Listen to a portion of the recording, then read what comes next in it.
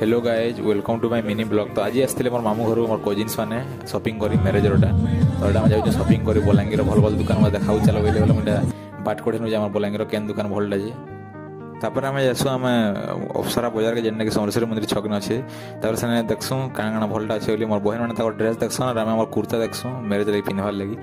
से बहुत प्रकार कलर था देख केन्टा नेब जे केन्टा घिन ने कह मन के नहीं पाला आमको जे आलगुड़ी दुकान के जासूँ आम रॉयल यूनिक जेनटा कि सेनके जासूँ सेनके गला देखी पार्थ एटा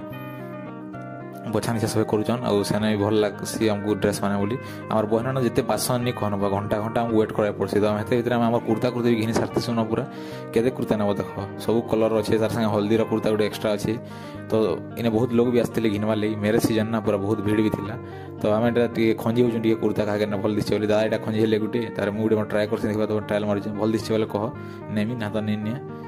आउ एत है भी मोर बहन मैंने नहीं घिन पर साथ देख के लेट कर सुन बुआ दवा पूरा फुल मिश्र फैमिली शॉपिंग कर जान वाह दुकान सब स्टॉक सरी आज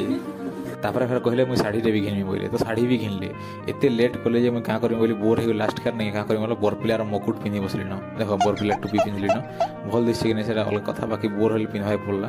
तार दादा राखी गोटे निकनेम देसन देख दुई फोट एत लेट कले जेहेतु Paithani one Paithani to the nickname तार आम शॉपिंग करसुँ और घर के पलि आसुँ।